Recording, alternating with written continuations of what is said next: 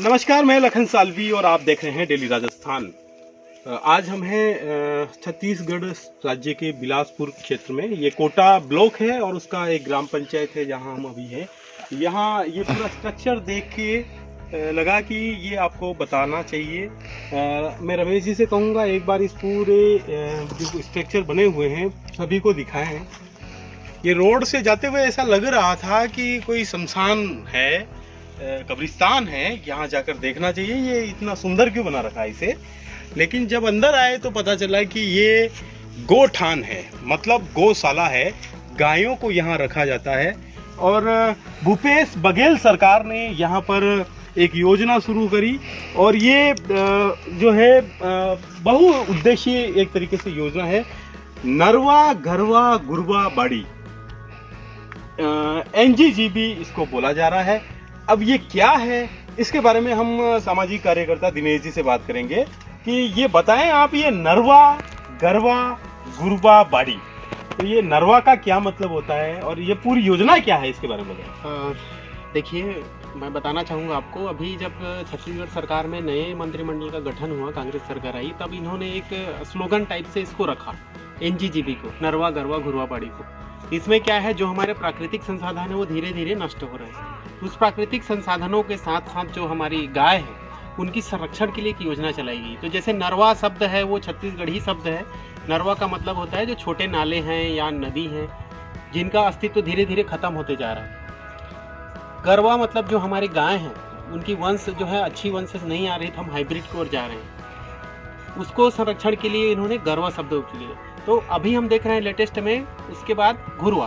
तो घुरवा छत्तीसगढ़ी शब्द है, उसको बोलते हैं हम काऊ डंग यहाँ पे रखते हैं, मतलब गाय का जो गोबर रहता है या फिर घर के जो वेस्टेज मटेरियल होते हैं उसको डालने का एक वर्मी कंपोस्ट टैंक बोलिए वो है।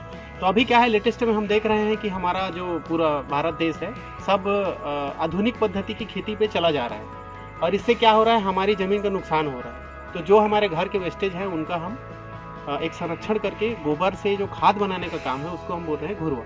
और बाड़ी मतलब, बाड़ी में हम तो सब्जी लगा रहे हैं, हमारी जो गार्डन है उसमें, लेकिन उसमें क्या है, हम लोग बाहर मार्केट का दवाई ला के छिड़क रहे हैं, मार्केट का बीज ला के डाल रहे हैं, तो उसमें क्या है, ज़मीन की उर्वरकता क्षमता घट रही है। तो उसको संरक्षण करने के लिए बाड़ी योजना में जो हम गाय के गोबर है, जो हमारे घुरवा से जो गोबर मिलेगा उस गोबर को डालेंगे और उसको हम बोलते हैं जैविक खेती। तो ऐसा करके ये एक प्रोजेक्ट है। तो बहुत ही मतलब ये जो बताया इससे पूरा आपने अंदाजा लगा लिया होगा कि ये एक ऐसी जगह है जिसके पास में नाला होगा, तालाब होगा या कोई ऐसा प्राकृतिक संसाधन यहाँ पर जल का स्रोत होगा। मतलब ये मैंडेटरी है ये पूरा करने के लिए कि इस जमीन के पास में ऐसा नाला या पानी का स्रोत हो। दूसरा, ये पूरा जमीन जो है वो ग्राम पंचायत की चारागाह भूमि या बिलानाम भूमि हो जिसके ऊपर ये सारा बनाया जा सके। तीसरा, गायें यहाँ पर हो, गोठान जैसा बोला जा रहा है, गायें हो, देसी गायें हो, और फिर यहाँ पर उनके गोबर को वर्मी कंपोस्ट जो है हम बोलते हैं वो यहाँ पर बनाने का काम है। ये जो पूरा स्ट्रक्चर आप पीछे देख रहे हैं ये सारे टैंक हैं और इस टैंक में यहाँ पर जो गायें होती हैं उनका गोबर डाला जाता है, केंचुए डाले जाते हैं जो उसको वो खाद में बदलते हैं। तो ये खाद फिर इसी जमीन में, ये जो गांव की जमीन है, सामूहिक जमीन है, किसी व्यक्ति की जमीन नहीं है, इस जमीन पर जो यहाँ के गांव के लोग खेती करना चाहे वो कर सकते हैं और उसमें यही का गोबर जो है वो इस्तेमाल किया जा सकता है। इस योजना के बारे में ये किस तरीके से बनेगी, अगर कोई भी पंचायत इस तरह का बनाना चाहता है तो वो कैसे बना सकता है, उसका पूरा प्रक्रिया क्या होता है? इसका एक प्रक्रिया है कि सबसे पहले तो जो हमारे ग्राम सभाएं होती है पंचायत स्तर की, तो ग्राम सभा में एक जैसे क्राइटेरिया रहता है कि हमारे जहाँ पे गौठान बनाएंगे वहाँ पे एक चारागाह भूमि हो, सरकार का ज़मीन हो और पॉन्ड हो, मतलब थोड़ा सा पानी का व्यवस्था हो।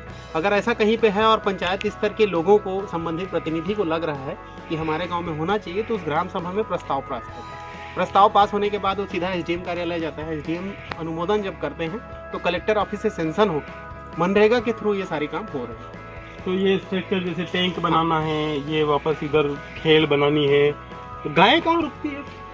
गायें देखिए, ये आप देख रहे हैं चारों तरफ फेंसिंग है, हाँ, तो गायें खुली रहती हैं। और ये जो आप देख रहे हैं उनकी पीने के लिए व्यवस्था है, इसको छत्तीसगढ़ में कोटना बोलते हैं। इसमें पानी रहती है, आपके बगल में जो दिख रहा है वो भी पानी रखने का है, और वो क्या है खुले में विचरण करके अपना जो भी चारा है उनको खा लेती है। बांधने की जरूरत नहीं। आप जैसा देख रहे हैं उधर साइड में हम लोग लगाए हैं नेपियर घास, वो घास एक्चुअल में उन्हीं के खाने के लिए, भोजन के लिए। ओके। और आप देख रहे हैं सेकंड फेज, तो उस फेज में क्या है, उसमें भी बोर लगा हुआ है और ये इसी का पार्ट है, लेकिन उसको खेती के लिए आरक्षित रखा गया है, गेट लगा है सेपरेट, वो इसी प्रोजेक्ट में है। लेकिन वो जो महिलाएं जो समूह यहाँ इस गौठान की देख रेख करते हैं उनके कुछ इनकम हो जाए, इनकम जनरेटिव एक्टिविटी, आजीविका के लिए वो जगह को सेपरेट किया गया है। तो ये रोजगार भी दे रहा है महिलाओं को? रोजगार भी दे रहा है महिलाओं को। ओके। तो ये इसका संचालन कौन होता, कार्यकारी एजेंसी पूरी कौन होती है? एजेंसी देखिए, इस डेवलपमेंट का तो पूरा एजेंसी गवर्नमेंट बॉडी PRI होता है, पंचायती राज होता है। पंचायत इसको पूरा अपने अंडर में रखा है। तो पंचायत जो है उस संबंधित पंचायत में जो महिला समूह होते हैं, महिला स्वयं सहायता समूह जो NRLM के थ्रू अभी चल रहे हैं, तो वो क्या है, उनको गवर्नमेंट की तरफ से सब्सिडी, बहुत सारे लोन्स मिलते हैं और भी अलग अलग मद में पैसे मिलते हैं। तो उनका कुछ उपयोग करके आजीविका के लिए पैसे मिलते हैं, तो वो महिला स्वयं सहायता समूह इसका संचालन करते हैं। यहाँ जो ये गोबर का प्रोडक्शन होता है, मान लीजिए कि कोई खेती नहीं कर रहे हैं, तो फिर उस गोबर को क्या, क्योंकि ये तो रोज गोबर तो रोज बनेगा, हाँ। वर्मी कंपोस्ट, तो फिर उसको कहाँ ले जाया तो जाएगा? देखिए, जैसे यहाँ जितना खपत होता है वो हो जाता है। उपयोगिता जिनके घर में जैसे गाय नहीं है, उनको चाहिए गोबर वाला केचुआ खाद, तो उन लोग खरीद के ले जाते हैं, जो भी नॉमिनल चार्जेस में वो जो महिला स्वयं सहायता समूह रहता है वो निर्णय करती है। उसके बाद जो बचता है उसको गवर्नमेंट 10 रुपये प्रति किलो के हिसाब से खरीद रही है डायरेक्ट, और उसमें जो भी ट्रांसपोर्टेशन का कॉस्ट है, पैकेजिंग का कॉस्ट है, सब गवर्नमेंट का। मतलब जो महिला स्वयं सहायता समूह सिर्फ मटेरियल सप्लाई कर रहे हैं, अवेलेबल करा रहे हैं मटेरियल, उनका पैकेजिंग का जो है पैकेजिंग बस कर रहे हैं, और यहाँ से लेके जहाँ उन लोग सेल कर रहे हैं वहाँ तक लाने ले जाने का काम गवर्नमेंट का, और जो भी ट्रांसपोर्टेशन कॉस्ट होता है सब गवर्नमेंट का। हमारे साथ में एग्रीकल्चर के एक्सपर्ट भी है। आप आइए, आप बताएं, आपका नाम बताएं, आपका परिचय बताएं, और फिर यहाँ जो एग्रीकल्चर, जो भी खेती होगी, उसके लिए आप महिलाओं को किस तरीके से जागरूक कर रहे हैं, क्या स्थिति है, थोड़ा और आगे आ जाएं आप। मेरा नाम है करमवती परहा और मैं कासा में 2 साल से काम कर रही हूँ as a agriculture field supervisor. और यहाँ हमने महिला समूह तो नहीं कहना चाहिए, यहाँ पूरा ग्राम विकास समिति के 15 सदस्यों को लेकर यहाँ पे काम चल रहा है, जिसमें अभी हम लोग आलू की खेती करा रहे हैं। इसके बाद में टमाटर, मिर्ची, बैगन, साथ में गेहूं की भी खेती होगी। इसके लिए हम इनको प्रॉपर गाइडेंस करते हैं कि आपको किस तरीके से खेती करनी है। पहले इनका परंपरागत ये खेती करते थे, उसमें सिर्फ आलू को लाइन से लगा देते थे और ऊपर से मिट्टी ढक देते थे, लेकिन अभी हम लोग रीज एंड फरो मेथड इनको बता रहे हैं कि आपको रीज एंड फरो मेथड से लगाना है। इसमें आपको सिर्फ मिट्टी चढ़ाना होता है बाद में, इसमें आपको मेहनत भी कम है और आपका प्रोडक्शन भी ज़्यादा होगा। और आगे आने वाले टाइम में इनको हम लोग पैडी कल्टीवेशन करा रहे हैं, जिसमें ये पहले स्कैटर्ड विधि से लगाते थे, बिखरा रोपाई करते थे, जिसमें इनका उत्पादन कम होता था। लेकिन अभी हम उनको लाइन विधि प्रमोट कर रहे हैं, जिसमें इनको 20 गुणित 20 सेंटीमीटर में हम धान लगवाते हैं, तो इनका उत्पादन अभी बढ़ रहा है। पहले इनका बीज 40 किलो लगता था, लेकिन अभी इनका बीज 15 किलो में इनका 1 हेक्टेयर में लाइन विधि से लगाने से इनका 1 हेक्टेयर में 15 किलो बीज लगता है। मतलब इसमें मेन उद्देश्य है लाइन विधि प्रमोट करने का कि इनका जो बीज का बचत हो रहा है। पहले जो 40 किलो लगता था अब वो 20 किलो हो गई है। तो हमारा मेन उद्देश्य है कि लोगों को खेती तो वो पहले से करते आ रहे हैं, लेकिन उनको कुछ ऐसे टेक्निक्स, नया कुछ ऐसे विधि सिखाया जाए जिससे उनका उत्पादन ज़्यादा हो और बीज खपत कम हो। धन्यवाद।